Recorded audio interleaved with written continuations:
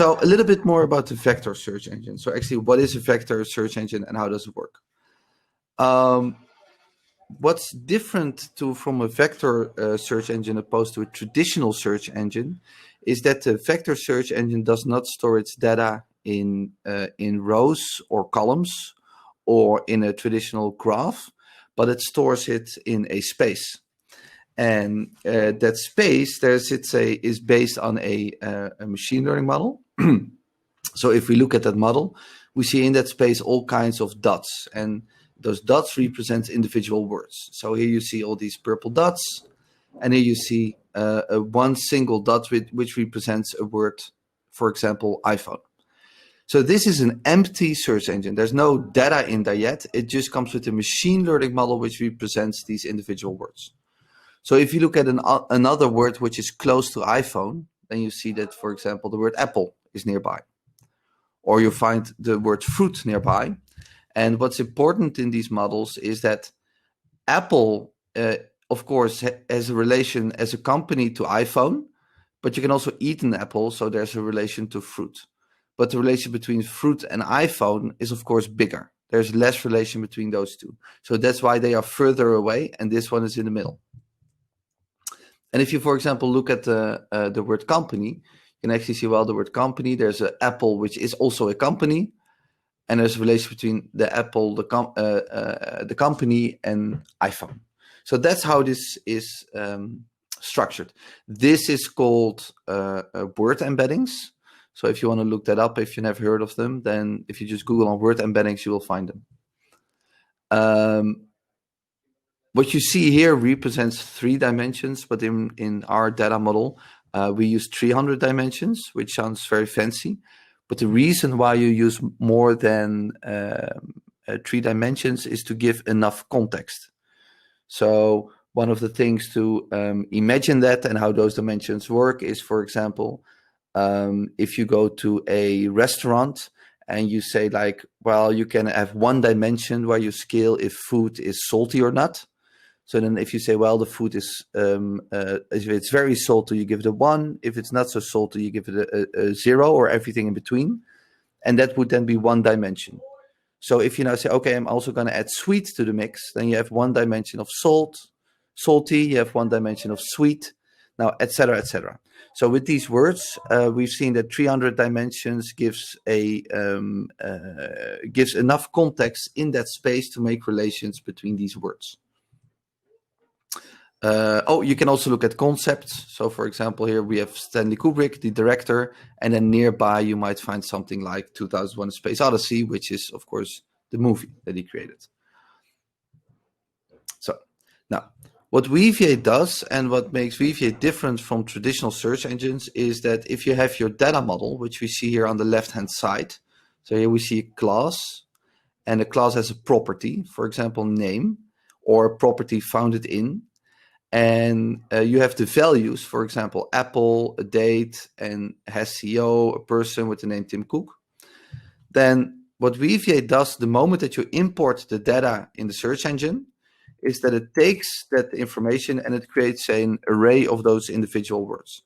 So we have company, name, Apple, founded in, etc., etc. What it does with that context is that it funnels that down. And first, it calculates the distances in that space between those words. So you've seen the word company in the vector space. You've seen the word Apple in the vector space. So it looks up all these words, and it calculates the distances in between them. And then there's a function based on the occurrence, so that we say, well, the more often a word occurs, the less important it is. So, for example, the word in might occur very often in the training data set, but it's not very important. It doesn't say much, the word in. But if you look, for example, at the word Apple and company in combination, they are way more important and they occur less in the training data set. And then we have something which is optionally that you can actually boost words if they're very important. But the important thing is what it does with this is that it calculates a point in the center of all these words, as you can see here, and that has its own vector representation. And this is the important thing of Weaviate. So here you see an empty Weaviate again. And so what it does, it actually places that data object, as you can see here, in that vector space. And what you now can do is that if you search for data, but you don't know the keywords in the data object, so we say, for example, well, there's something, we look for company in iPhone, then it looks in the neighborhood which data object is there, and it will find that object. But maybe if you would search for Steve Jobs and Macintosh, you might also find this data object. Now that brings us to our data model. So we have a graph-like data model, which is based on GraphQL. And this is what it looks like. And when we do the demo, you will, of course, also see that in action.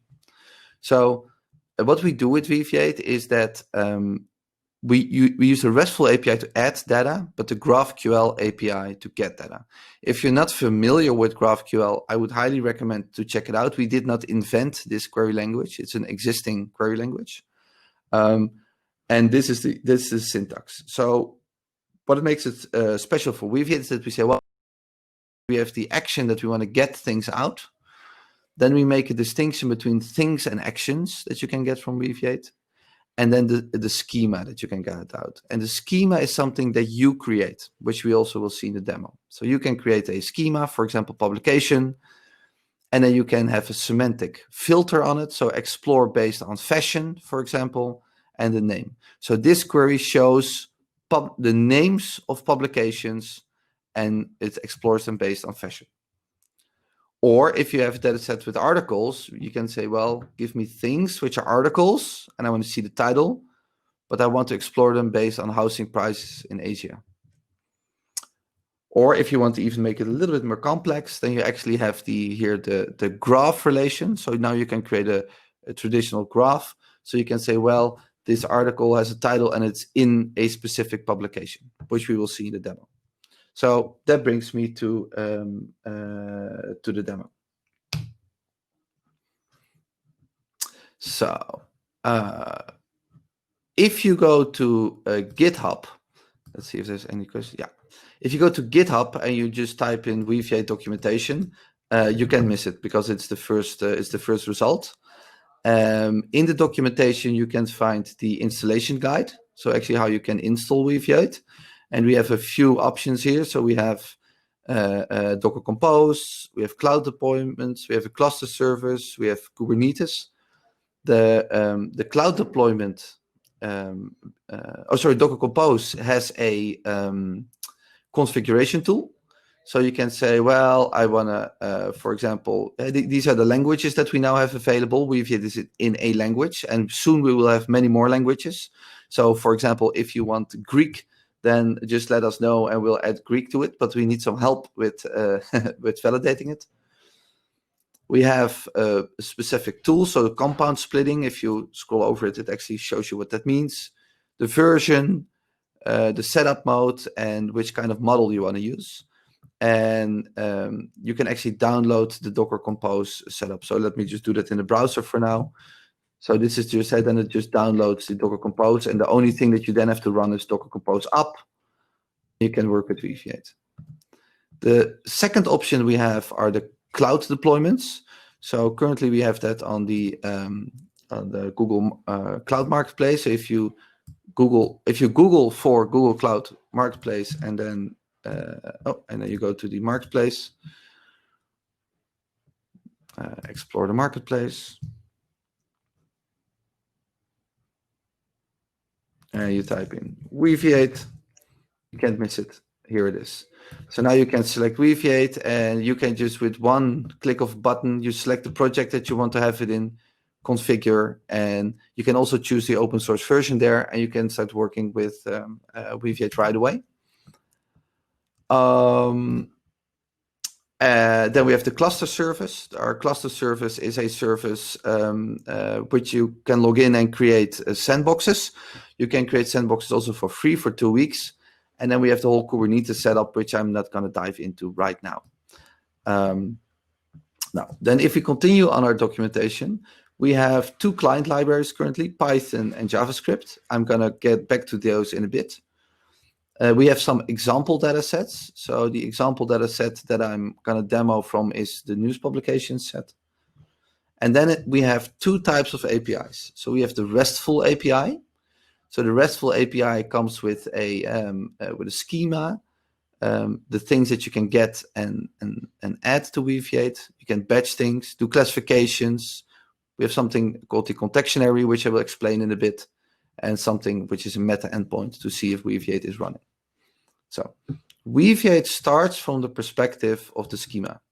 So Weaviate comes with a class-based schema, and the schema is something that you can get from the V1 schema endpoint. And we have a demo data set online. So let me use that as an example. So this is a Weaviate that this is running, and this runs the news publication data set. So here you see how such a schema, what it looks like. So in JSON, let me make it a little bit bigger. Yeah. So what you see here is you see here we have publication. Publication has a name, headquarters geolocation, and articles related. We have authors. Authors also have a name. They wrote articles. And then we have, of course, the articles themselves. And as you can see, it's graph-like because, for example, if we look at the publication, then we can say, well, a publication has articles, and the data type of an article is article. So if we now go to that references, of course, where are you? Article. Here, that references the actual class article. This is something that you will also see come back in the GraphQL queries. Everything that you can do, so you can get a schema, you can create classes, delete classes, add properties, and those kind of things, which is all explained in the documentation. So if you just click, if you want to do it in JavaScript, you just click JavaScript, and then you see the examples there. Secondly, we have semantic kinds, and semantic kinds are for us things or actions. So you can also say nouns or verbs. And those data objects are represented like v1/things if you want to see all of them, or you can get specific ones with, let me find it, where are you? Get a data object. So you can also do v1 semantic kind and an ID. So to show that in action, so if I now do things, and you see here the latest added thing. So this is an article. Here you see the authors that the article has. You see in which publication it is, and here you see the summary of the article and the title of the article and the URL. Now, if you would say, now, okay, so what would be, what is this article, which is called what we want to see from Microsoft, etc. If we then do things/that idea, we actually can see what it refers to. This comes from the Game Informer. So that's how Weaviate is structured. Now, if you've added Weaviate, if you created a class and if you added data to Weaviate, then we get to the exciting part, because the exciting part is actually getting the data out. And that is where we use GraphQL for. And as I mentioned, if you go to graphql.org, you can learn more about what GraphQL is in general, because it's an existing query language which we adopted. So let's do cat.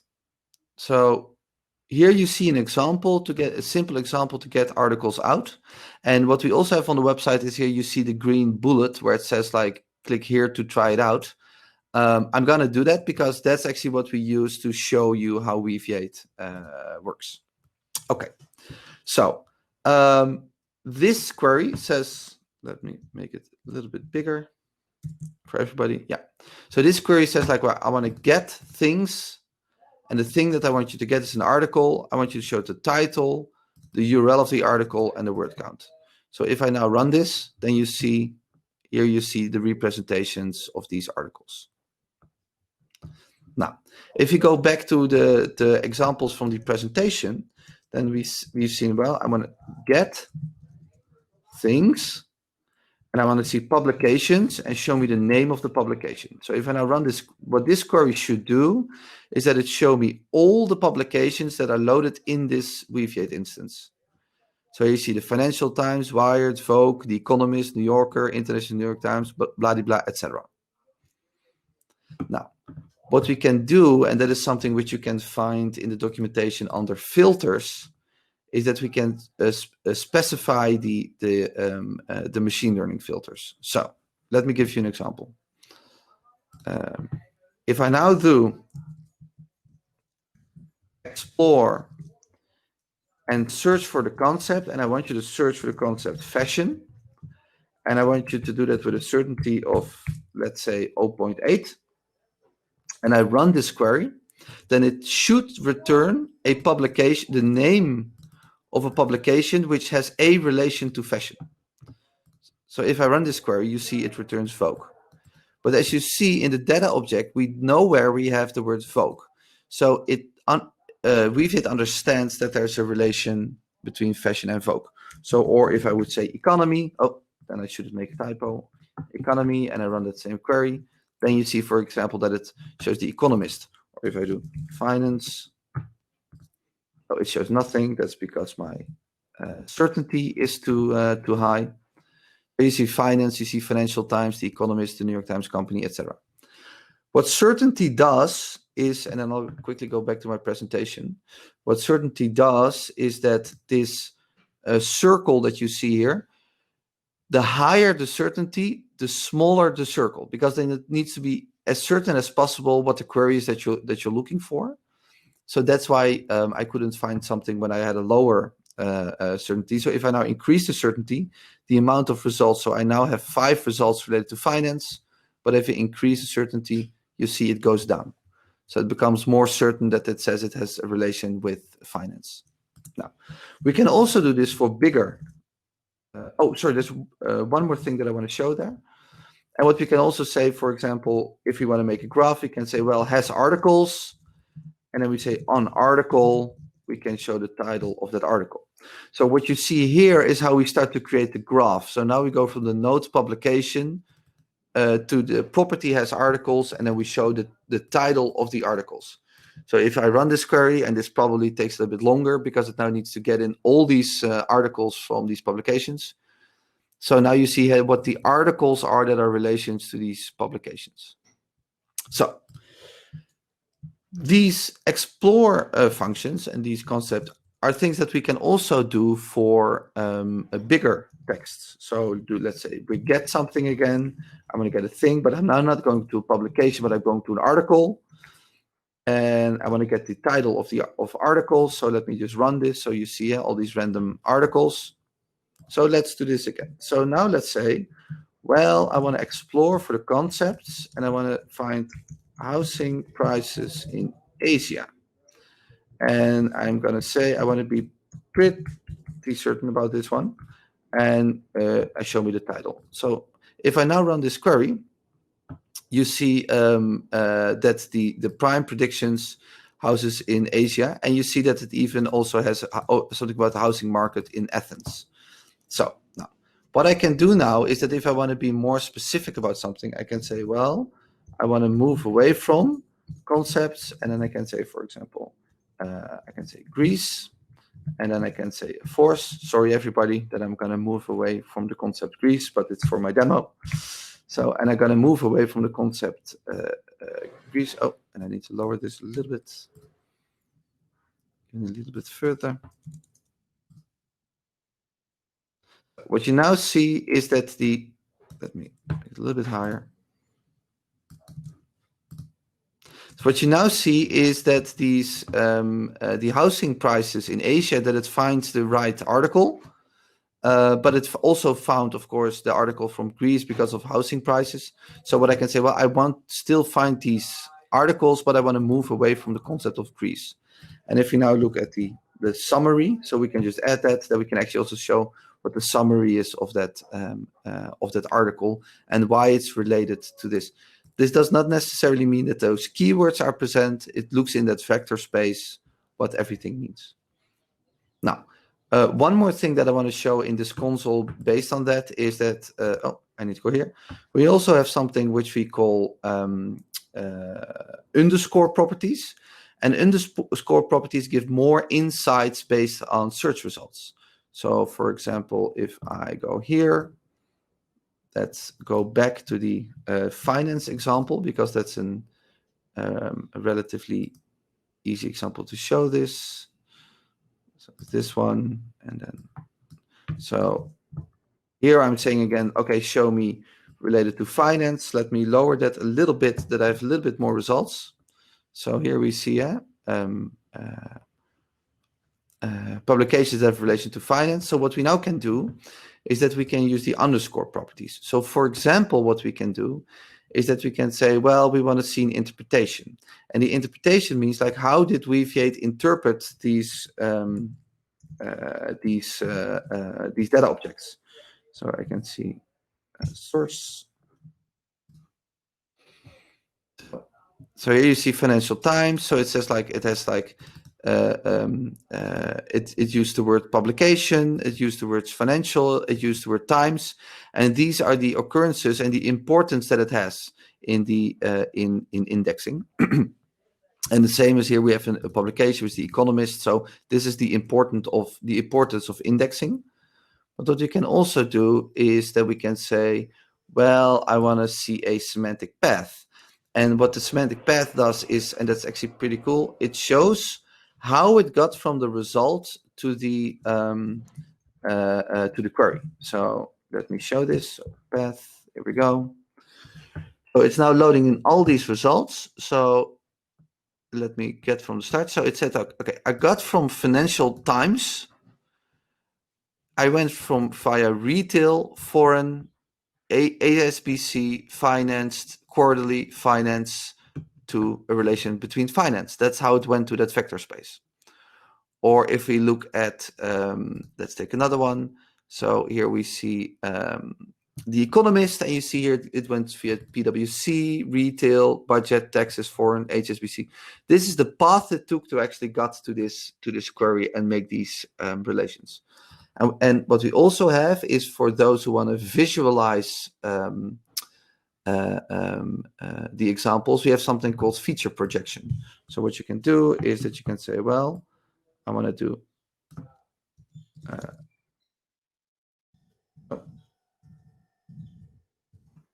feature projection vector, and if I run this, then you see here it gets coordinates. Every result gets, so the Financial Times get a coordinate, The Economist gets a coordinate, and what you can now do with it is that you can visualize your results. Quickly looking at where I stand with time. Yeah. So what I want to do is that I also want to quickly show you something before I'll wrap up about the libraries. So we have these Python and JavaScript libraries that you can use. So if you don't want to directly use the API, so let me. Oh.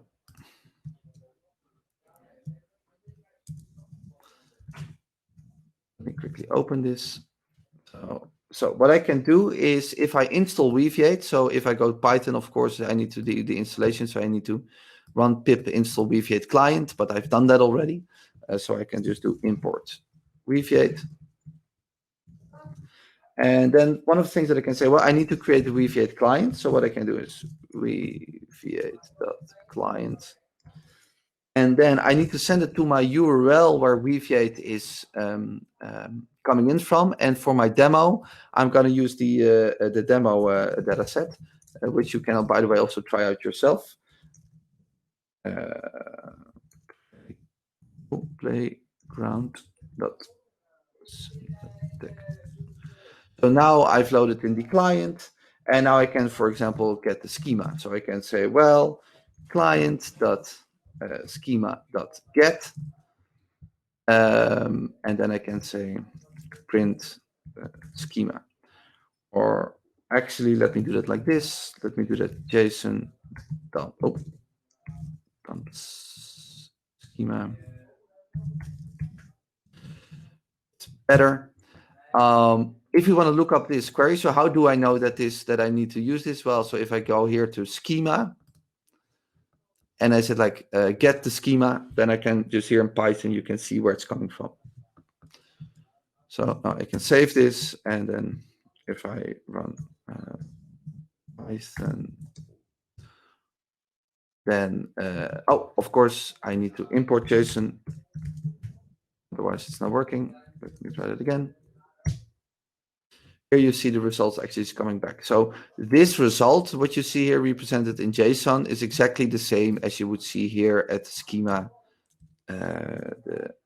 endpoint. But now you can access it through JSON. So what we can also, for example, do is that we can do an explore search, as I just demoed, is also something we can do. So let's do that. So let's say I have an explore function, which is, I have the concepts of, well, let's take the fashion example, fashion, and then I can say, set my certainty, I set it to 0.8. And then I can do result is client.query.get.things. And then I can say, well, I want you to find the publication. And what I want to see is the name of the publication. And then I want you to add the explore function. So I can do with explore. And then I add explore. And then I say do. So this is like, so I say the client, I want to do a query. I want to get things, give me the publication and show me the property name. The reason this is an array is, of course, you can have multiple properties. I want to add an explore function, which is this one, explore, and then I want to execute it. So then I can say print JSON dumps result, and then indent is 2. So if I now, let me run this query, and then I make a mistake, I forgot a comma. Live demo. Yes, so here you see that same result. So here you see the publication with focus coming back. And that is something that we also seen here in that example that I showed you. Where is it? And so this is the same. This GraphQL query is represented like this in Python. Well, etc., etc. So that's how you can play around with it. Let's go back.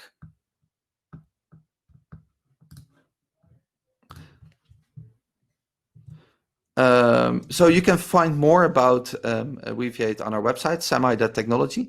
That also will lead you to our GitHub page. And if you're on a GitHub page, then please don't forget to give us a GitHub star. And this is my contact information. So if you have any questions or you want to reach out or you want to build something cool, then let us know. Oh, and I forgot to add something very important to this page that is on our website. So if you go to just semi.technology, you can click here to give us a star on GitHub, but you can also join our Slack channel. So if you are on our Slack channel, then we can connect and you can also see what other people are building. So we hope to see you there. Thank you very much. And it was great talking to you. And I hope you got some inspiration and insights from working with Weaviate. Thank you.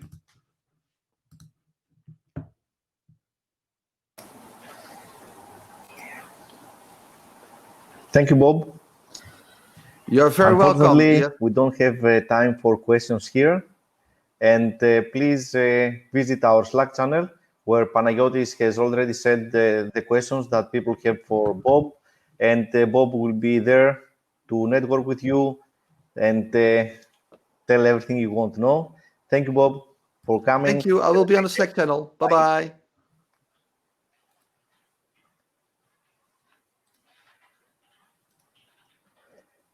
And our next speaker is Katerina. Let me share my screen a little bit. And yes, here she is. Katerina is a Google developer expert on Angular, Google Cloud Platform, and web technologies. So she has a lot to share with us. Give me one moment so that she will be able to talk.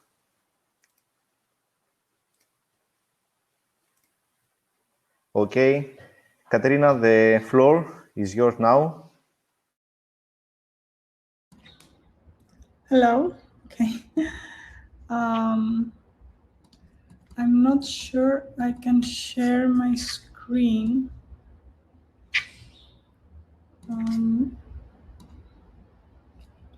Yes, I cannot share my screen, unfortunately. The button to share the screen is disabled, so I don't know what to do.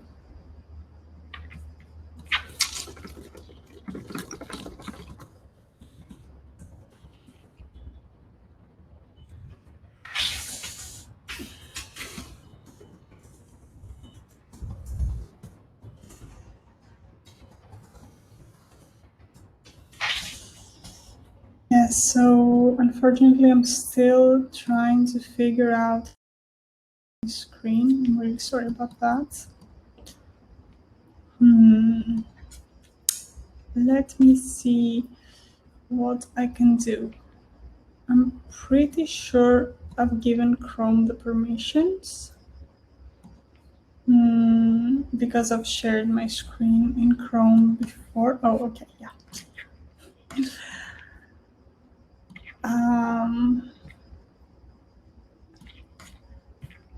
Okay, you can see my screen now, right? I guess, yes. Okay. So sorry about this bumpy start. Welcome. Today I'm going to talk to you about the Nx. I'm Katerina Skroumpelou. I'm a software engineer at Narwhal Technologies, the people who made Nx. I'm also the Angular Athens Meetup co-founder, and I'm also a Google developer expert for Angular, web technologies, the Google Maps platform. I'm also in the program committee of Box Days Greece, and I'm also a speaker and instructor and mentor and a cat person. And I also climb mountains. This is from the top of Mount Olympus. And let me check if everything is going well. Yeah, I hope everything is going well and you can hear me and you can see me. It's pretty difficult with these online events sometimes because you don't have any immediate feedback. And I'm going to set my clock now. Okay, so let's begin. Today we'll talk about Nx. We'll talk about what is a monorepo, what is Nx, is Nx only for monorepos? Spoiler alert, it's not. Why use Nx? And we'll see the features that Nx offers, and we'll see a little demo, as always. So, what is a monorepo? So, in one sentence, a monorepo is a single Git repository which contains all your applications. Terrifying, right? Well, some facts about the monorepo and some of the misconceptions. It's not a monolith. So it's actually quite the contrary, because monorepos actually simplify code sharing and cross-project refactorings, and they significantly lower the cost of creating libraries, microservices, and micro frontends. So adopting a monorepo often actually enables more deployment flexibility as opposed to a monolith project. However, it does mean that there are multiple projects in the same repository. And this is good because you can manage your dependencies. Projects can depend on each other so they can share code. For example, think that you have a front application and a backend application in the same repository that share a common UI component. You can do that with Nx in the monorepo. And also, it does not mean, another common misconception is that somebody may think that if you change something, then you would have to rebuild and retest everything. This is not the case. Instead, you only rebuild or retest the affected codes. It also gives you independence, because if you have a large team, you can actually split them up and only give them parts of the monorepo to work on a single component in a single library or a single project. So it gives you a lot of independence. And also it provides you with consistency and predictability. And we'll talk about that. So what is Nx? Nx is a set of powerful, extensible dev tools which help you scale your app and coordinate better with your team, which is good. It's a tool that can dramatically simplify the way you organize, test, and share code between multiple JavaScript applications. The tool itself is based on the best practices developed in Google to scale thousands of applications across thousands of developers in a single monorepo. But, of course, you don't need to be operating at Google scale to see the benefits of Nx. It can be a very powerful tool for projects of all sizes, and not just Angular, because Nx is very much connected to Angular in a lot of people's minds. It's not just for Angular, but for full-stack JavaScript in general, and we'll see that in action. So why do big companies like Google, Microsoft, or Facebook like to manage their codes in monorepos, or in other words, use a single Git repository, as we said, to manage multiple applications and libraries? The simple answer is that this approach helps manage complexity by applying best practices organization-wide.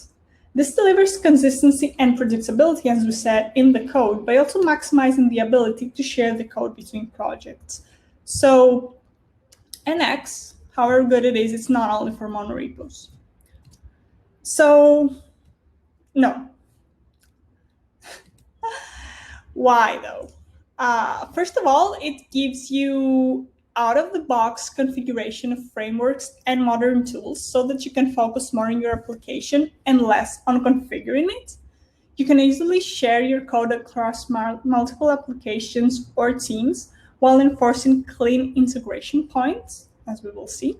And you can use the dependency graph, which we'll see in a bit, if your code in your code base, so that you can run tests or other actions on exactly the areas affected by a PR and nothing else, because Nx analyzes your code and actually finds all the dependencies and creates a graph and understands when something has been affected.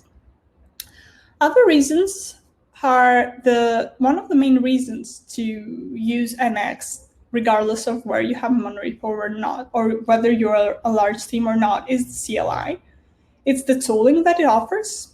It's the schematics that Nx offers. It's the workflow management, the dependency management, and the Nx Cloud. And let's see these things one by one. So first of all, the CLI. The Nx CLI will help you generate apps, test them, run them, and organize them. You can have commands like the ones I've listed here. You can create an Nx Workspace, which we will see how it will look in the demo. You can generate a new Angular application. You can generate a Nest backend application. You can even generate a React application. You can generate components. You can generate tests, end-to-end tests, and you can build and test your affected code. So it's very powerful. Let's see some of so as you can see here, this is the Nx site. You can see, and I will give you the link, you can see everything that the Nx CLI offers.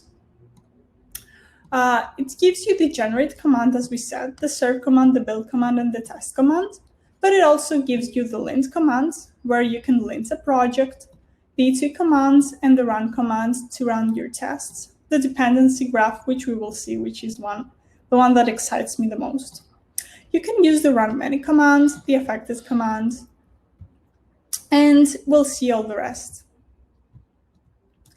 So it's very powerful.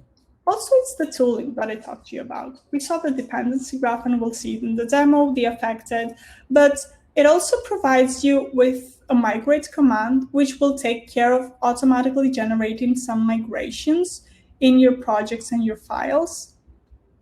And it will create a migrations.json file, and then you can run the nx migrate command to take all the commands from this file and actually migrate your code automatically.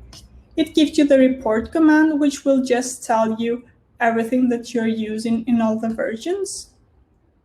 And you can also use other types you can format your code, and you can also have the report. You can also move things around, because when you create an Nx Workspace, it has some things where it wants it to have, and when you generate a library or a new application, it will be in a specific place.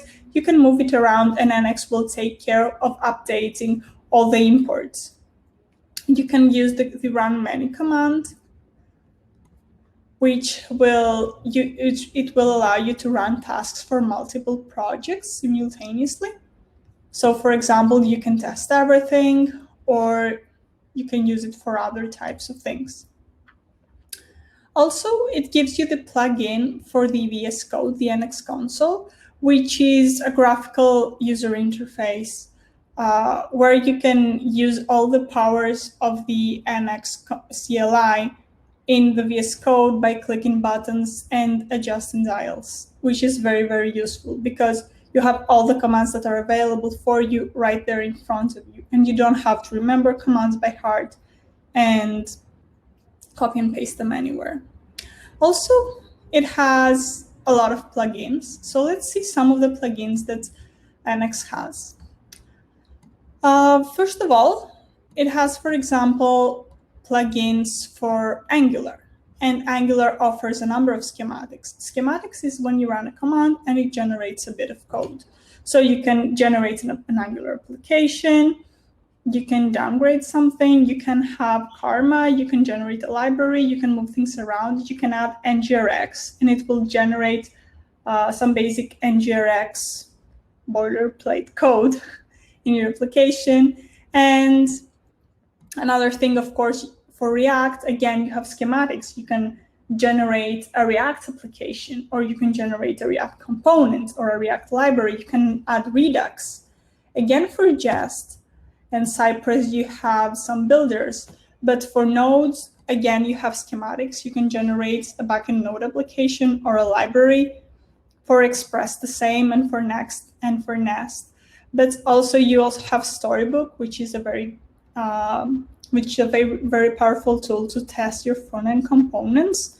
And actually, Nx will use Storybook to generate stories for your application, which we'll see in the demo as well. So you have a lot of plugins and a lot of schematics, which will help you minimize the boilerplate code that you have to write, and it will scaffold everything for you. And we'll see it in the demo, I promise.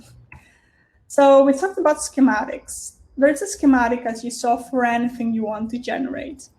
You can create also your own schematics. You can generate a React application, as we said, a node library. And you can also create your own schematics and use Nx to run them. Nx also helps you add all the tools you need and use them from within Nx. You can organize your tests, your builds, and your CIs. Also, you have the dependency management, both internally and to external resources. First of all, you have the dependency graph, which we will see in action, which is very awesome. It shows you all the dependencies within the project, from library to component to application. It also helps with releases and versions because you only have one package.json file, and this single package.json file has the single versions of the applications you're using in all the libraries you're using. So it's very convenient. So for example, if you're going to upgrade React, you will know that you're now at React 16, and this is true for all your projects. So you don't have like a headache trying to figure out which version of React I have here and which version of React I have there, for example. So it's very, very useful that you only depend on one package.json file. Then you get access to the Nx Cloud. You can expand Nx's local computation memoization, which is the caching, essentially, to the cloud. So you have Nx cache locally. So if you run a command to build or to test something, and the Nx cache will take up, and it will know that if you rerun the same command and you haven't changed any code, it will fetch the results from the cache. If your team member has already built or tested similar code, Nx will use the results to speed up the command instead of rebuilding or retesting everything from scratch. And you can do that with Nx Cloud, which will be a lot faster. And when you're generating an Nx Workspace, you can opt in or opt out of Nx Cloud, but it's very, very useful because it speeds up everything.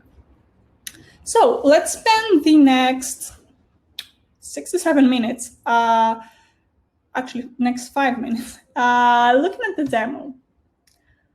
First of all, I'll show you, no, actually, first of all, let's try to create an Nx Workspace from scratch to see what Nx will let us try. So now, in my local machine, I will just write npx create Nx Workspace demo project. Now Nx will start running. It's using npx, so all you need to have to run this, sorry, let me make this bigger. I think it's good now. So all you need to do for this to run, you need to have the latest npm and npx installed. So you want to create a new workspace, and you can create an empty workspace, but you can also choose any of these options you want. I will choose right now to create a React workspace. The application name will be my demo app. And I want my styles, as you can see, there's a lot of options, to be Sass. And do I want to use Nx Cloud for faster builds? Of course I do. So it will create a sandbox with Nx now. So here it will show you all the options you made. And it will take some time, not very much time, I promise, but it will create a workspace, which we will see here. So it has all, let me make this even bigger. So my demo project here, which is almost generated, has a workspace JSON, which will be, a lot of things will be added here. But if you have used the Angular CLI, you will know that this is the equivalent of Angular JSON.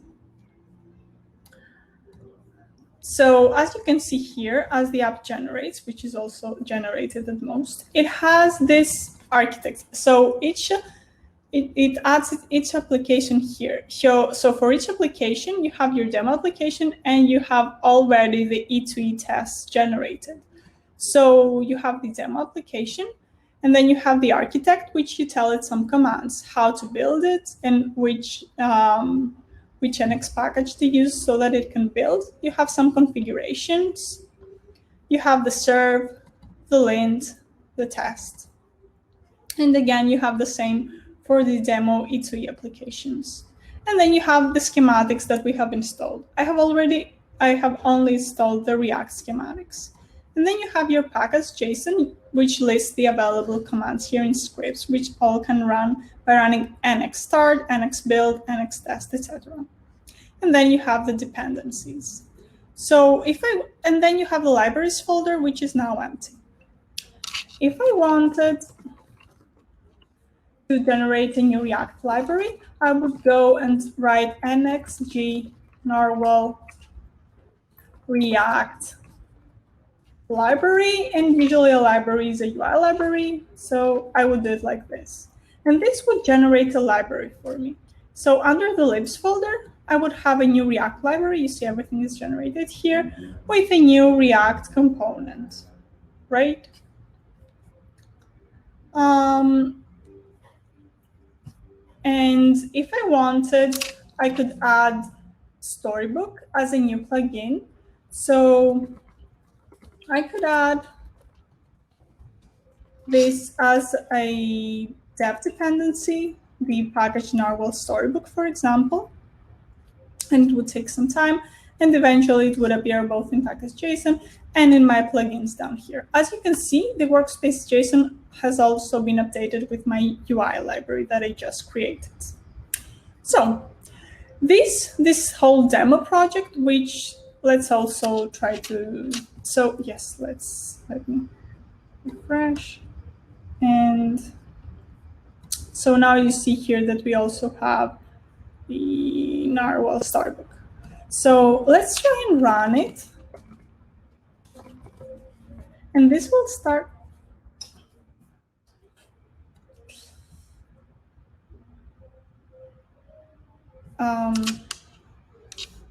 So let's try this one here.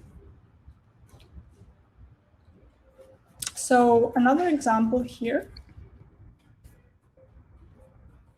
in the demo project, you can go to github.com and you can go to Norwell Nx examples, and it will give you a fully working Nx application, which let's see what it has. So this demo project we just generated now from scratch. But these Nx examples is a full-scale application, which has two applications. One application that is React and one application that is Angular. And it also has some libraries. And what is very interesting in the libraries, you can see that there is a shared library and a header component in the shared library, which this shared component is both imported in the Angular library like this. So because it's an export library, you can import it as a module. So this Nx example /shared/header points to this header here. And it is both imported in the Angular component like this, but it's also imported in the React application like this in the same way, which is amazing, right? The other amazing thing, in my opinion, that you have is that you can have your, where is the states? You can have your states. So you can have your NGRX actions, reducers, effects, or whatever you have. You can have your NGRX configuration as a library. So this is pretty amazing as well, because you can use it and import it like this everywhere in your application. So some commands that you can run is, first of all, is the dependency graph I told you about. So let's run the dependency graph for this application. You can run it by Nx dependency graph, and let's display all the projects. So as you can see, for example, the shared header is used by both the products and the cart application, and it uses all these other components that we have. So on top of everything is the E2E tests, of course, that depends on the two applications. And then you have the two applications that depend, for example, on the shared header, which depends on this, and the products, which depends on shared assets as well as the cards. So by running this command, you can actually see how everything depends to everything. And you can just decide to show some of the things, which is pretty cool as well, in my opinion. So this is the amazing power of Nx Graph. Let's see if we have something else. You can also run, you can also serve the application by using Nx Serve products. And let's wait for it to compile. And again, this is the output of the Angular application, for example, and it will be in localhost. And it will be like this. And in the same way, you can add the cart. And again, it will do the cart thing. It will, serve the cart application. So both applications, as you can see, have the same header. The cart doesn't have anything inside. The products has the list of products, but both have the same header components. Let's see if I saved any other command to show you. Oh, and you can run the end-to-end test, for example, by running nx e2e cart e2e. And this will just run the end-to-end tests.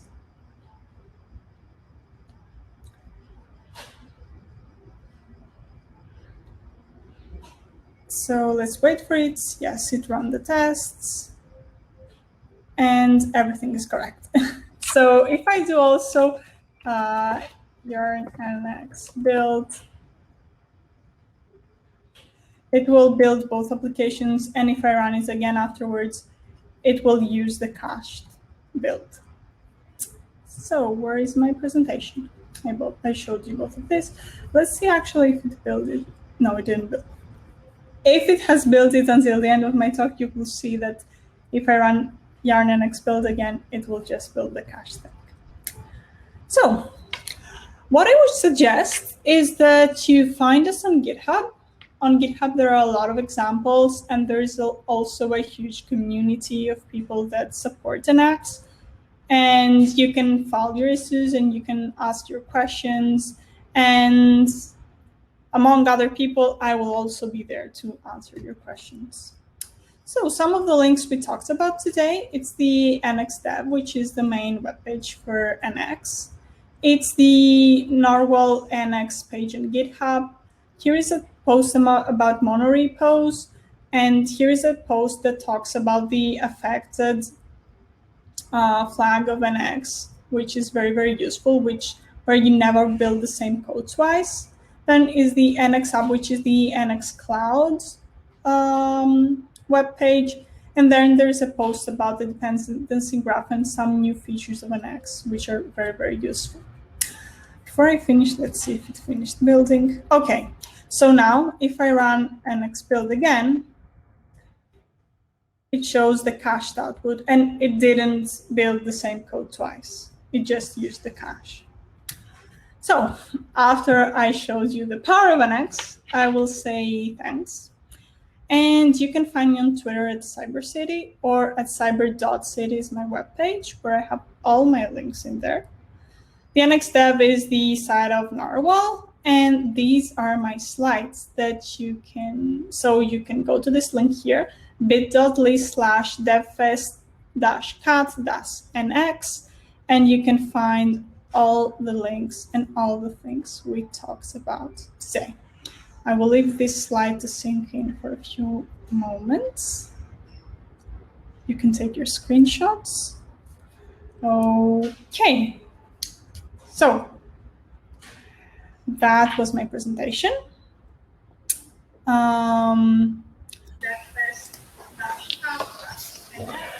Okay, thank you, Katerina, for coming. Unfortunately, we have only 1 minute or less, so please join the Slack room, and the people will find you there and ask you anything that they want to know. Thank you for coming. It was an honor to have you here. Thank you very much for inviting me. It was an honor for me to be here with you.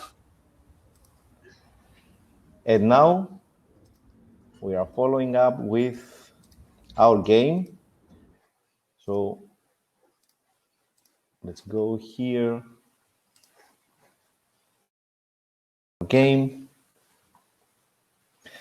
You have to go to kahoot.it. Michalis is going to give you a pin.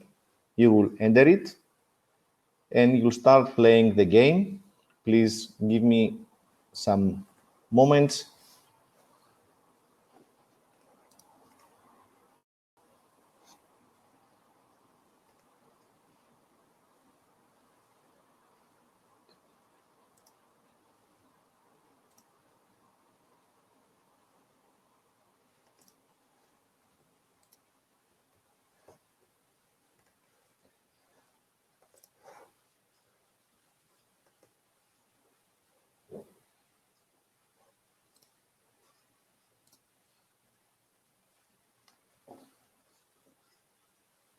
Michalis, the stage is yours for the game.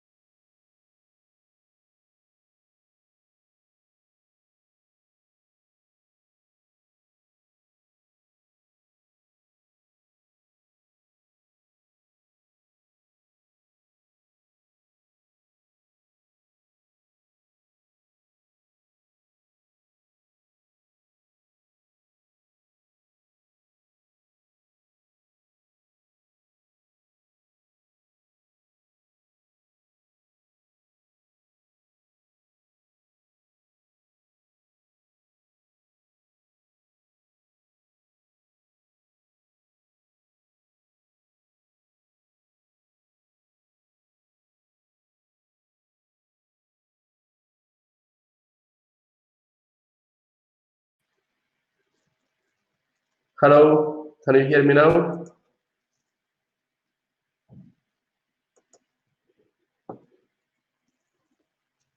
Hello? Am I here now? Okay. Let's waste more of your time. Okay. So, does everybody see the screen now? Not yet, I think.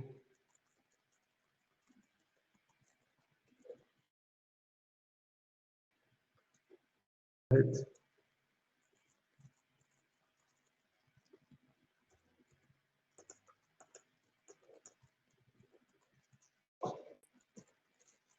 Can anybody confirm if I am here or see now? Okay.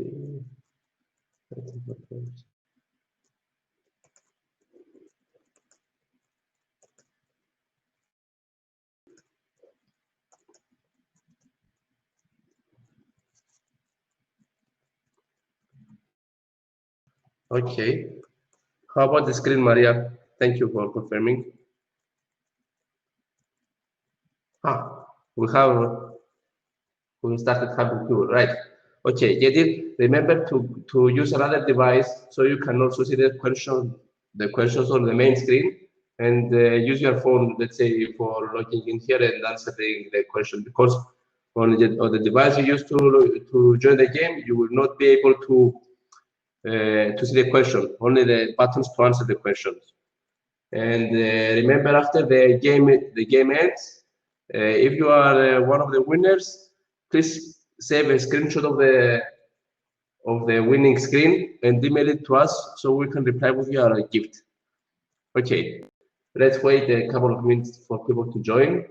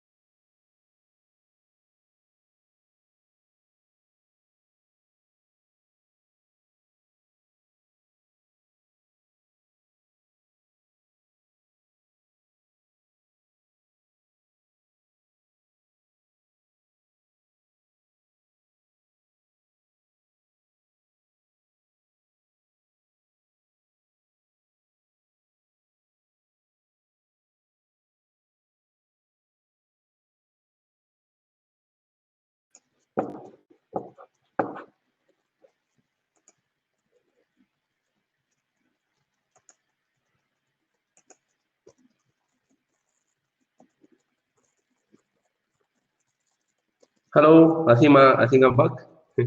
Unfortunately, we lost the connection on the video and the screen share. I think I can see that some players are still playing, probably answering random. Is it back now?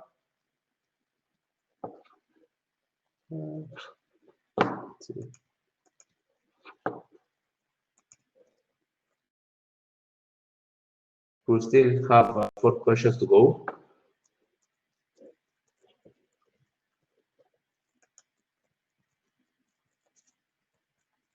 Let's see.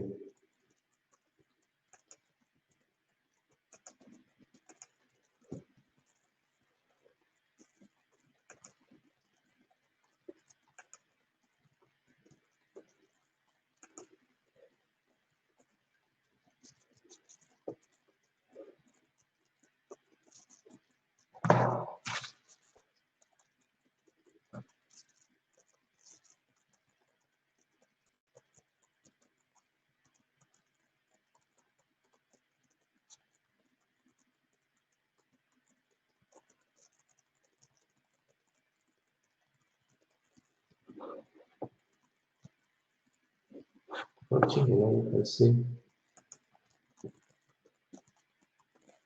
Okay.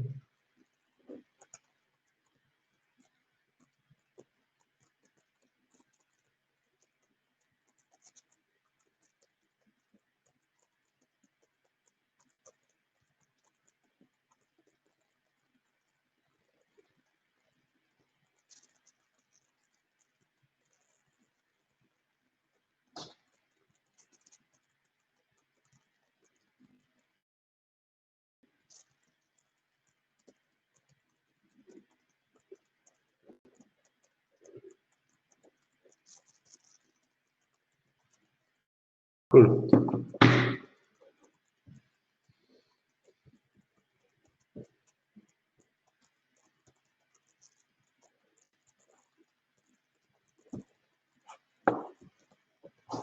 Okay.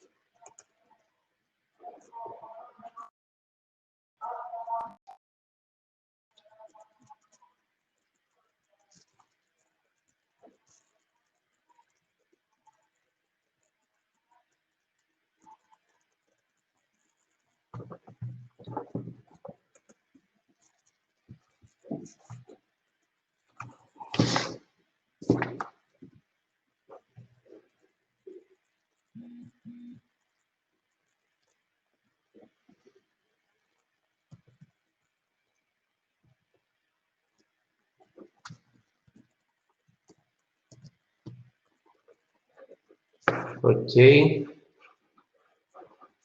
Next question. Some people are complaining that they are not seeing the question, but I can see that people are maybe random. Let's see. I just tested from the YouTube stream and the screen shows there.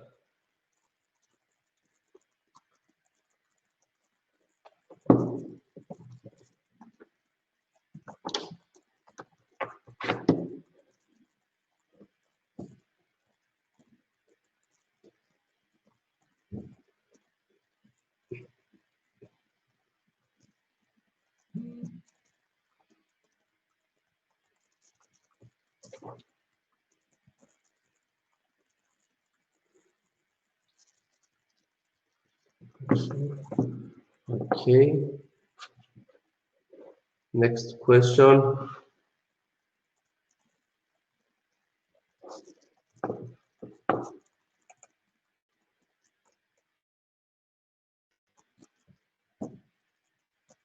Last question, guys.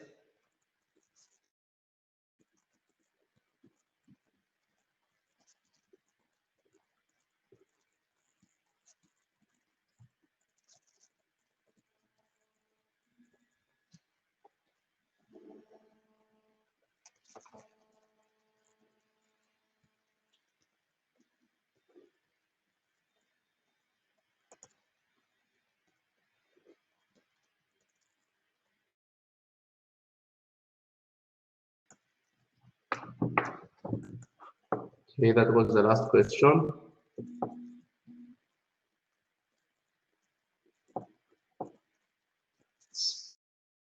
It's first, Efthimios second, and first winner is VSA. All right. Great.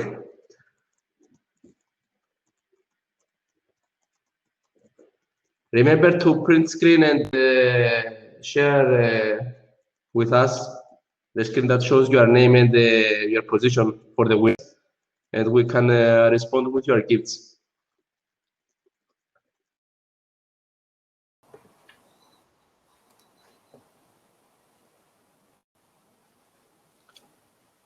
Okay, people, thank you, Michalis. I know that we had a problem, but we're going to solve it for sure for the next games. Now, let's see the correct answers. Please don't forget that you have to take a from your mobile phone and send it to us. These are the answers of our first game. We are going to our next speaker, who is Panagiotis Tzamtzis from Inverseware. Usually we ask the questions at the end of the presentation. I have already asked Panagiotis my question, and his daughter is awake and she will hear him. So give me one moment so that Panagiotis will be able. Okay, Panagiotis, the speech.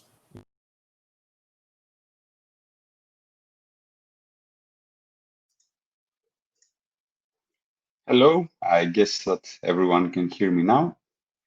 Let me try to share my screen.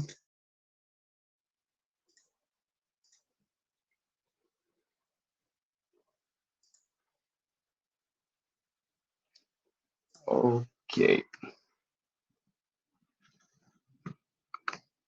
So today I'm gonna walk you through a project that we have developed in Inverseware. And I will try to walk you through the whole process of imagining the project, the reasons why we created, what are the tools that we used on Google Cloud to create it, and what are the lessons we learned through the whole process. Let me first walk you through and say a few things about the team of Inverseware, so that you can better understand what was the whole reasoning behind this project.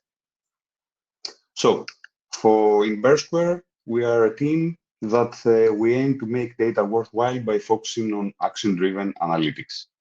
So this means that we usually focus on products and services that aim at data analytics. We handle data collection and data analysis, and we also try to make lives of analysts easier by automating actions, detecting which actions need to be automated, and designing smart workflows that will make everyday life easier. We are a team that spans across 3 countries. We have about 30 people today in our team. The main base of operations is Greece, Thessaloniki, where all the analysts and data engineers and software developers are.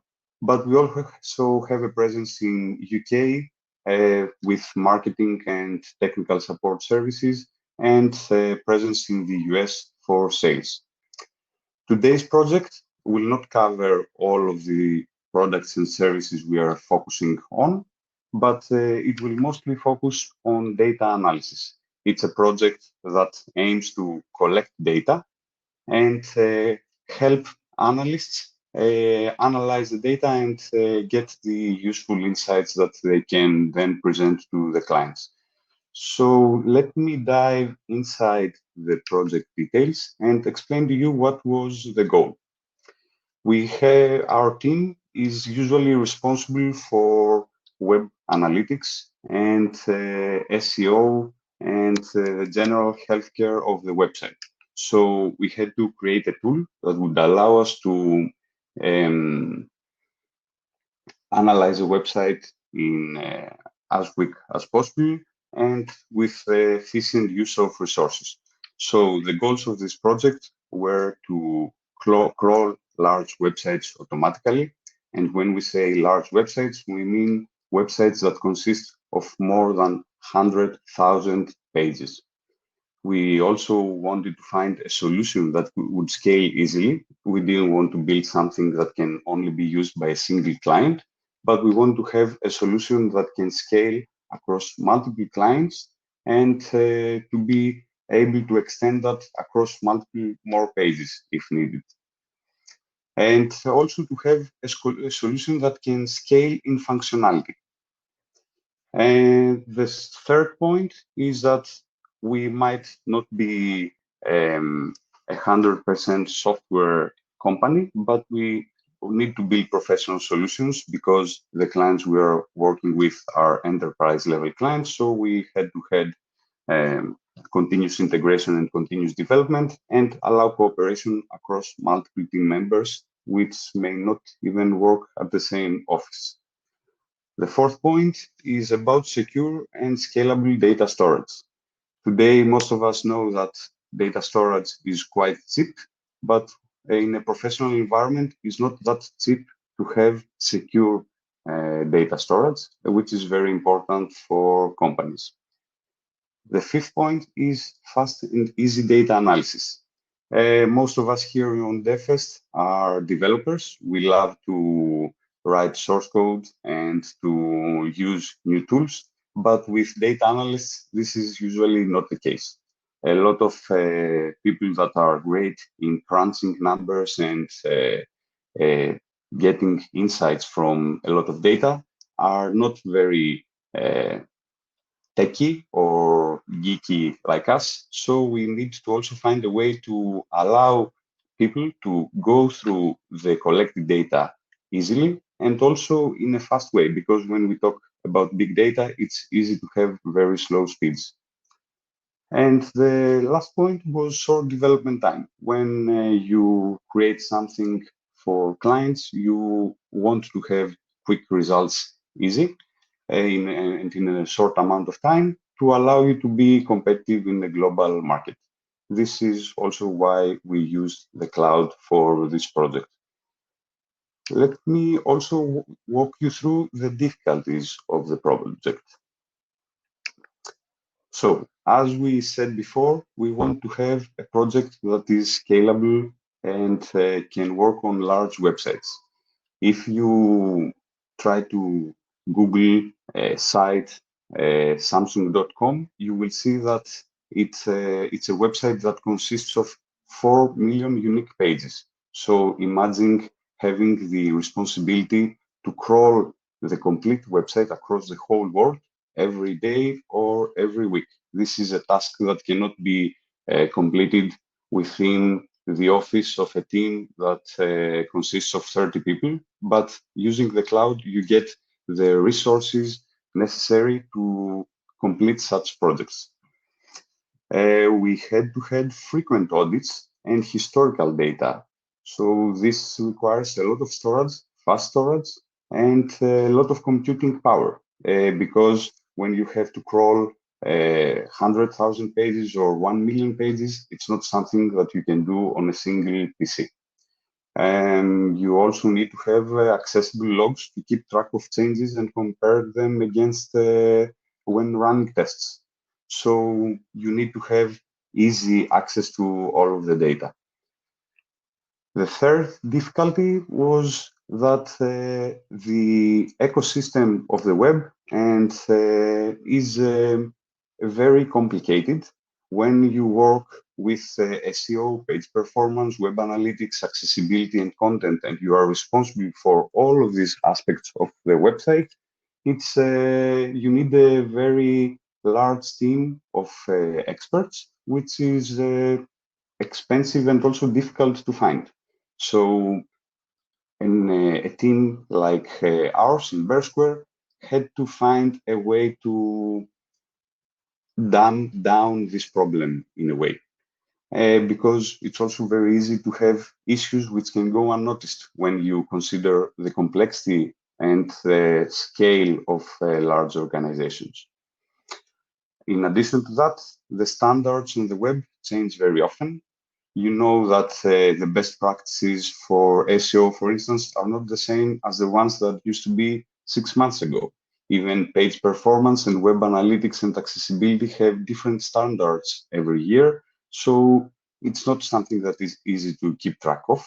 And we wanted to find a way to automate this and reduce the necessary amount of people that need to go through and manually test websites. Fixing also an issue can be a complicated process because with enterprise level websites, you cannot just call a single person and tell him, oh, hello, Panagiotis, I'm having a problem with this and that, and ask him to fix it. You have to go through complicated processes and spend a lot of time in communication, which can slow down issue resolution. And lastly, on the web, it does matter what your competitors are doing. So ideally, we wanted also to find a solution that would not only allow us to check the websites of our clients, but we also want to be able to check the clients of competitors. Because when someone searches on the web for a hotel in London, you want your site to appear first in the list of the results. And this can only happen if it performs better than the competition. So we have a difficult problem with a very big scale that it would require a lot of manpower to complete. So the solution we found and the objective that we had in mind was that we had to find a smart way to automate the approach and scale down this problem into a data analytics use case.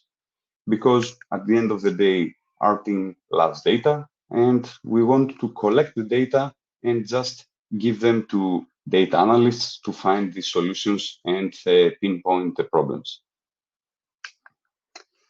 Let's get a little bit more technical and go through the parts of the solution. So the first thing that we needed was infrastructure. All the source code that we created had to run somewhere, and what we selected was Google Cloud. It offers us scalable infrastructure. It makes the security on an enterprise level environment and the DevOps operations much easier, and offers a lot of compatible tools that can speed up the delivery of the project. It also offers a lot of compatibility between the tools. You don't have to worry if this tool can work easily with the other. And it can ensure that you have consistent availability of your application, which is also very important, especially if you want to scale this into multiple clients. The second thing that we needed is a testing framework, because what we are trying to build here is a testing application that tests SEO, web analytics, accessibility, page performance, and everything that can be important for the healthcare of a website. For this task, we selected Google Lighthouse. It's a complete framework that is actively supported by Google in case anyone is not aware of it. It already offers a library of automated tests that covers accessibility and SEO use cases. It's very easy to learn, so it's something that you can easily start using. It's also future-proof because it is actively supported by Google, and to tell you the truth, the biggest issue here is to keep up with the updates that are getting posted and understand how they impact the data quality exactly. And it also offers a lot of rich insights, even suggested resolutions for your issues.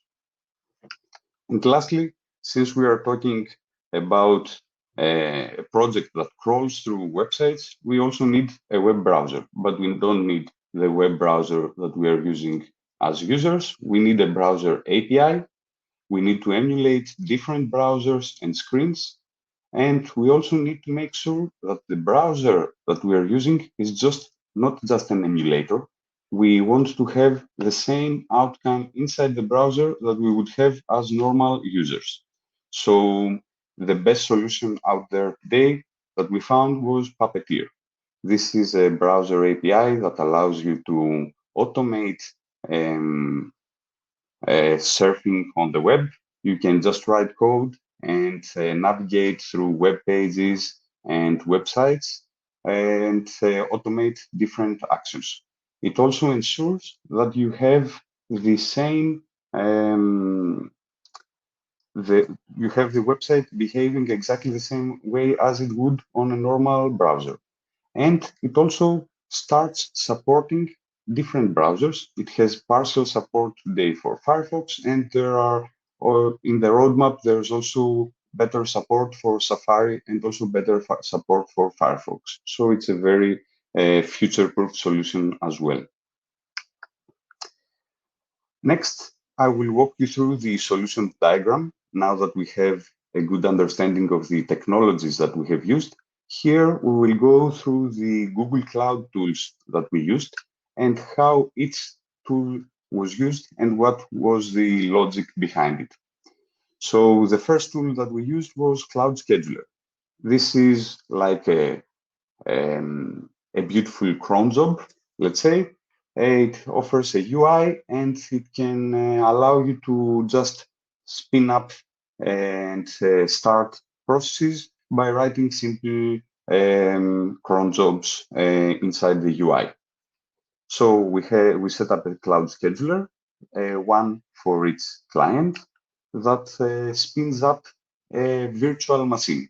This virtual machine is hosted on Compute Engine, and the way to spin up a virtual machine through Cloud Scheduler is by writing a very simple cloud function that will create the virtual machine with the specifications that you want it to. As soon as the virtual machine is created, as first task, of course, would be to install the necessary libraries and dependencies. This would be a simple bash script that you will write once and that you can also have hosted on GitHub and can be downloaded automatically from GitHub when creating the machine. And as soon as you start installing the libraries, the first task we need to complete is to find the URLs that we need to crawl. So when we talk about such large websites, we have two options to do that. Either to get a list of all the URLs and feed it to the application, or to find a more automated way to do that. The solution we chose was to do the more automated way. And the way we did that was by crawling the sitemap.xml file that is usually available on all websites that have a decent SEO quality. This file includes all the URLs that you need that the site includes. So what you can do is to crawl, just define the domain names that you want to crawl, and let a simple Python script, in our case, create a dictionary of all the URLs that need to be crawled. As soon as this complete dictionary is completed, you can also choose to exclude maybe some of the URLs that might not make sense and for the test that you are planning, and have the final set of URLs that need to be crawled. No, so now imagine that we have a data file that contains all the URLs. We can store this very easily on data storage. It's a file system that allows you to store files and easily retrieve it from anywhere inside Google Cloud or outside the cloud, if this is the use case. And the next step is that we need to start to understand what to do with these URLs. the option we selected was to start publishing all these URLs to PubSub. PubSub is a great tool inside Google Cloud that allows you to create a queue, a serverless queue that lives inside the cloud. So we push all these URLs to PubSub and have a queue that that can start getting crawled by test machines to go through the URLs. And the last point here is to start these test machines. As we call them workers, because in the virtual machine that crawled all the URLs, we named it master. So we had the master that found the URLs that need to be part of the testing process. And as soon as it created a list that can be publicly accessible from the workers, it starts all the workers. And finally, turns off the master machine that is not in use, that doesn't have any, we don't have any use for it anymore. So when the job of the workers is to go through all of the URLs, as we said before, we need concurrency here. And so we start a lot of workers. We try to automatically estimate the number of workers which are needed to have the tests ready in a specific amount of time. And since this lives inside the cloud, this can scale from 1 or 2 workers to hundreds of them. So the workers get all the URLs from the PubSub queue. Each worker gets a single URL and start going through each URL. So imagine that you are crawling a lot of URLs at the same time, and each worker stores the data that are needed in BigQuery in a database format, and also stores the flat files of data in Google Cloud Storage just as a backup, and in case you need more detail than the ones that you have in BigQuery. As soon as the PubSub queue is empty and all of the URLs have been crawled, we can just go on and turn off all the VMs and that were used as workers and complete the whole process.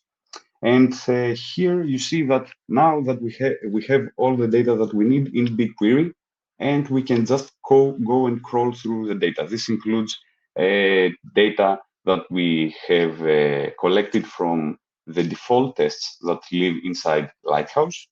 So SEO tests, accessibility tests, and also data that are included that have been extracted by tests that were written by our team. So we can go and test the web analytics infrastructure.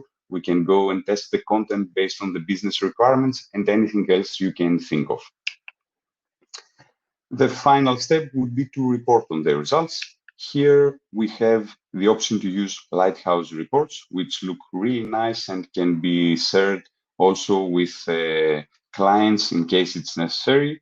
These reports are page specific, and so it's very granular, and it would not be easy to use that for the whole website.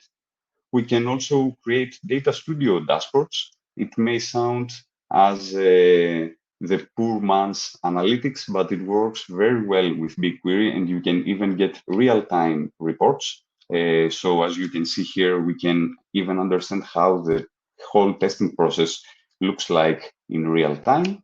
And finally, we can also have Embeddings software, which is doing automated analysis, go through the data inside BigQuery, or use machine learning, or even traditional statistics to go through the data and detect useful insights.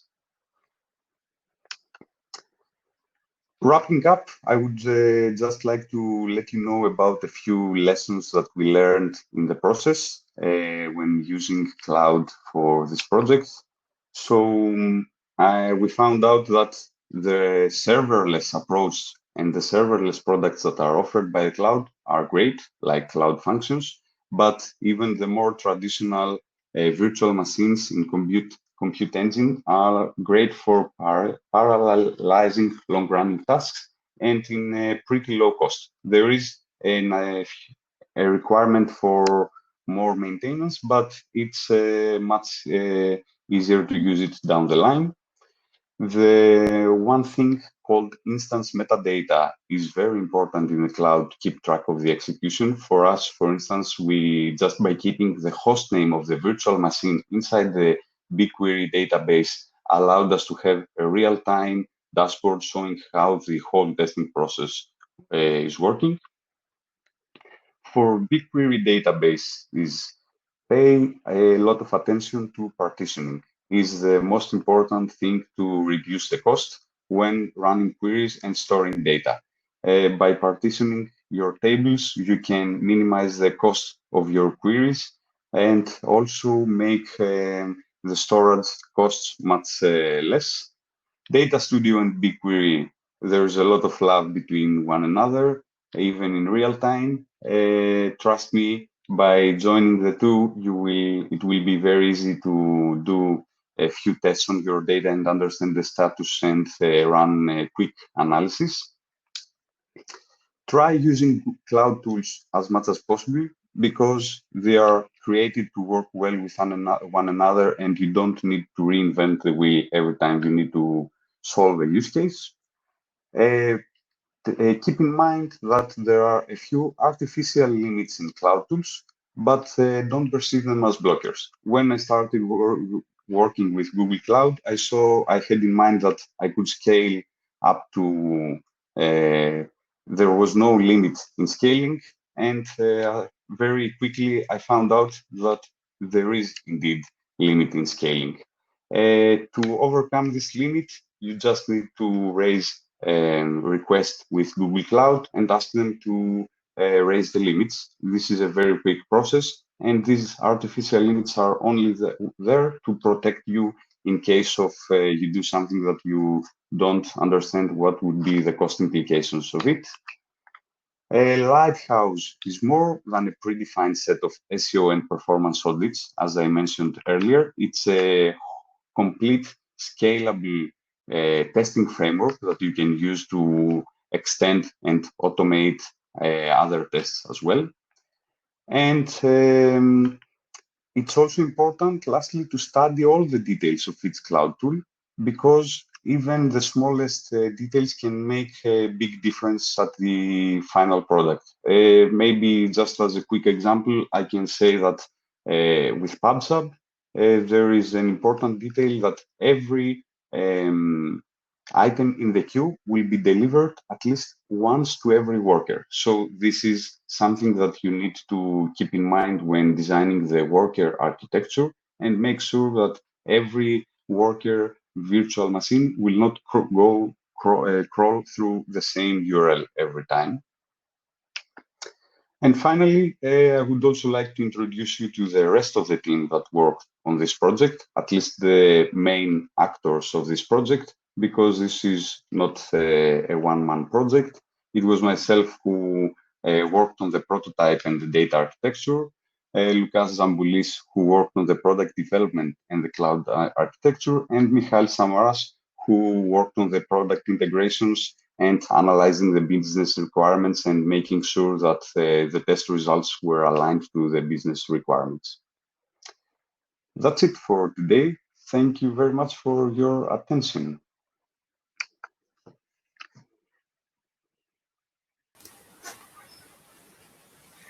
Thank you, Panagiotis, for coming at our DevFest. It was really a pleasure to have you here today and speak to us. It was really insightful. Unfortunately, we don't have time for questions here. Please join the Slack channel, and the people are already there and are waiting for you. Have a great day. Great. Thank you. Have a great day Bye. too. Bye-bye. So our next speaker is still a university student who went with a program, Google's program, Summer of Code, to CERN. So he's ready. Let me give me a moment. And Vasilis, the stage is yours.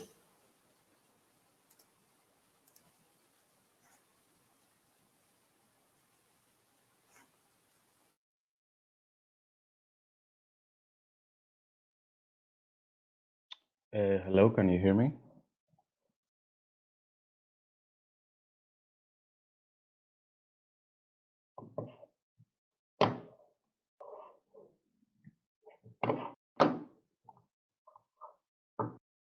Is everything working correctly? I'm guessing yes. Let me start.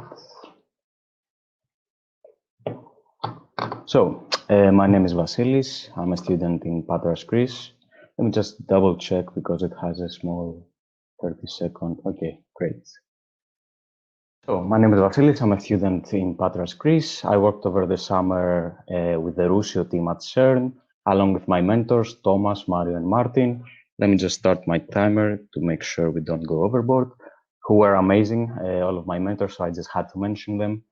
My project had the goal of creating a question answering system prototype to support Rusio users with any domain-specific requests that they may have. Don't worry if you don't know what Rusio, GSOC, or anything I just said is. This talk is quite ambitious. I'm going to try and touch on all of these subjects. The idea was that there are probably a high percentage of students listening, so the first 5 minutes are going to be dedicated to them. Just to give a very, very high-level overview of what Google Summer of Code is. You can, of course, ask me anything after my talk on Slack. So, after that, I will showcase how we implemented the question answering system over the period of 3 months in the summer. But if you abstract out all of the specific implementation details for my team, the pipeline and the whole idea works for any use case you might also need. So let's move on. Enough introduction. So what is Google Summer of Code? It's basically an online opportunity for university students to work on open source projects over the summer. It simply aims at promoting open source software development and introducing students to the cool communities. It's funded and organized by Google, but that does not mean that you are directly employed by Google. You'll simply be working with the organizations and mentors that you have applied and been accepted at. So the way it works is basically mentor organizations choose the students they'd like to accept, and then they work over the 12-week summer break on the project that they have proposed. The truth is that the whole process starts a lot earlier than that. Around February is when the different projects are announced, and you as a student can go through them, select up to 3 of them to create a proposal for.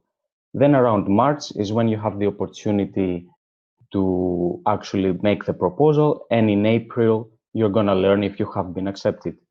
There is around the month between April and the start of the coding period, which is called the community bonding period. Basically, you get to talk with your mentors, interact with the new community you're now part of, and get to know the project, fine-tune the timeline, and all of that stuff. To give you a sense of the statistics, I think this year, 1,200 students, basically projects, have been accepted. So it's quite a large amount, and there were around 8,000 applications total. So if you have a good proposal, you have a good chance of joining this program and working on something cool over the summer. My proposal was for the project called Support for Rusio Users with Natural Language Processing, and it happened to be at CERN.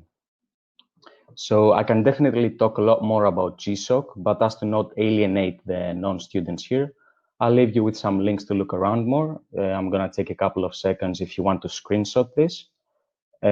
Also, I'll just upload the presentation on Slack after I've finished. So if you want to take a look at the links, you can find them there. By the way, you can be an undergrad or a graduate student and still apply to GSOC. So for any PhDs here, all of this information also applies to you. So moving on, there are definitely one too many logos here, but the main thing I want to point out is all the different projects and organizations you can choose to contribute to under CERN HSF. I've only managed to fit less than half of them. These are all organizations under the CERN HSF umbrella. HSF stands for High Energy Physics Software Foundation.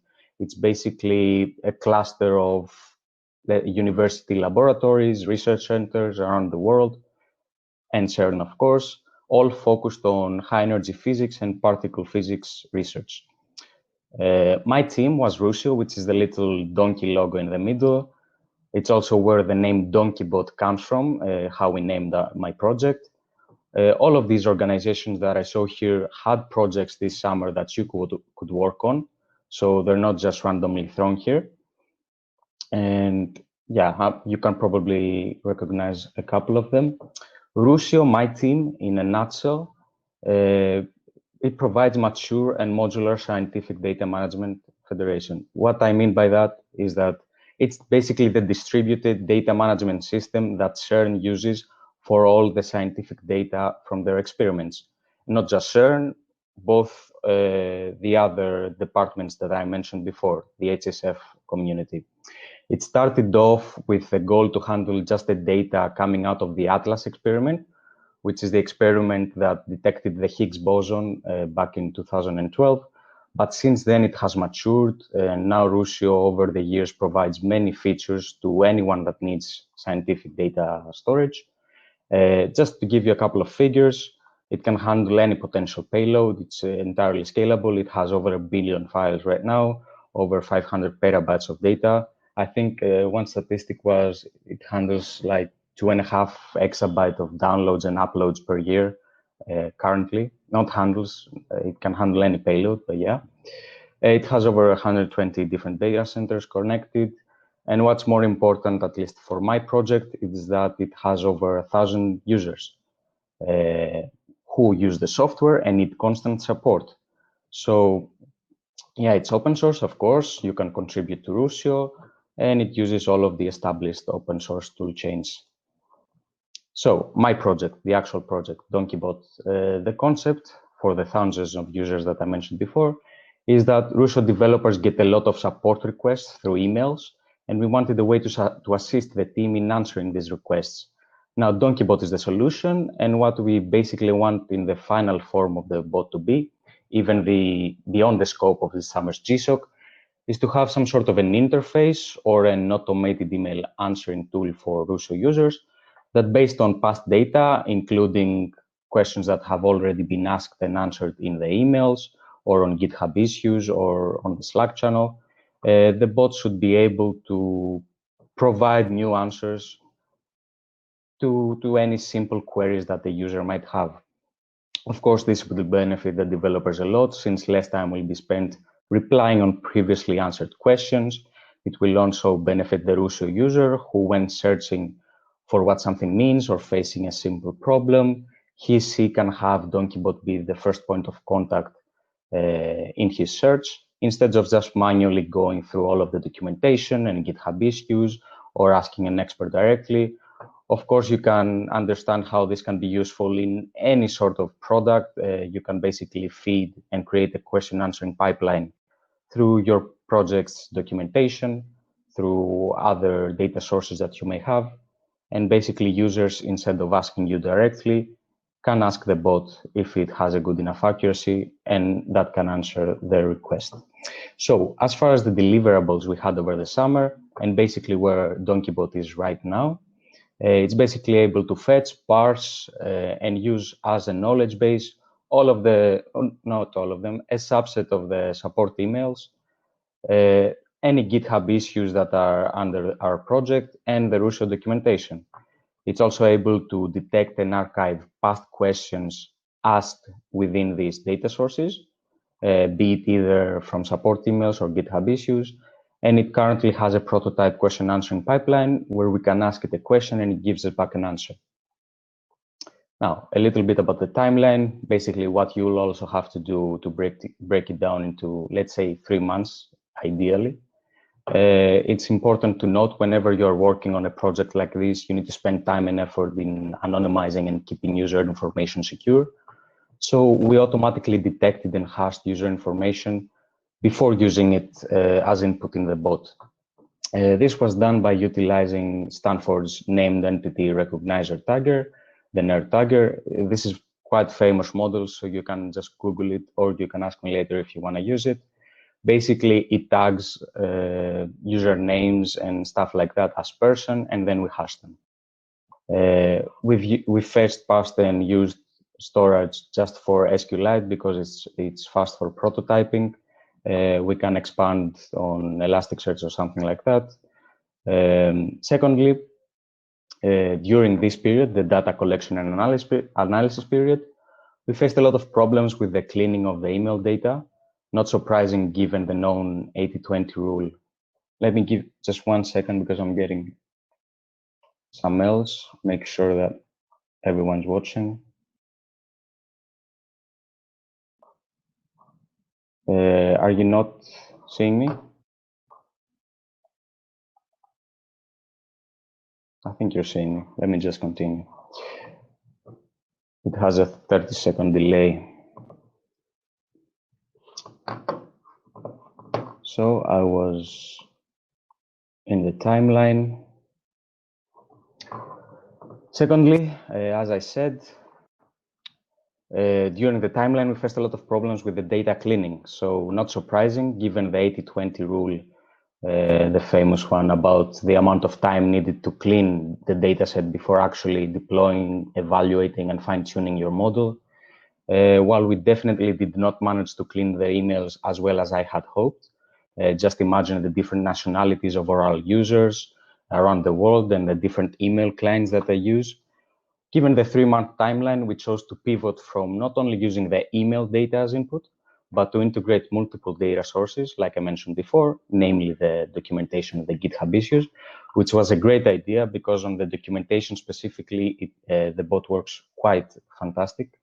Finally, moving on the second phase, the DonkeyBot creation phase, the bot currently uses a question detection module, as I mentioned, which is based on regex patterns, a search engine module that uses BM25 algorithm.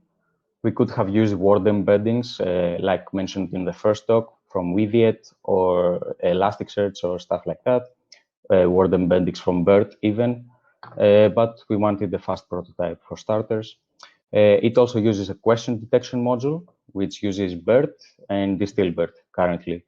But since for the latter implementation, we're using the transformers library from Hugging Face, we can, of course, use any of the models they provide for question answering, which include Albert, Roberta, and there are probably hundreds of variations of them. I'll also be able to link you to the transformer libraries in the end if anyone wants that. So basically where we are right now, DonkeyBot is in alpha. We're on the final stage of the evaluation and deployment. We haven't tested it yet on a large enough data set to get accurate metrics. So basically, I just finished my exams in Patras. I'll now continue contributing to the project by creating a user interface, which we can use to push the bot into beta, gather more information, create a data set, and actually evaluate with statistics how it works. Now, the pipeline, a very basic pipeline. As you can see, I chose an information retrieval sort of retriever detector sort of pipeline. There are other paradigms like pure knowledge-based or hybrid approaches, but they did not apply in my project. We can see that an email, a support email, or a user query comes in as input. If the input is an email, we use the question detector module to extract the actual question being asked in the body, since the whole email is not all of it is a question. Or if the input is a user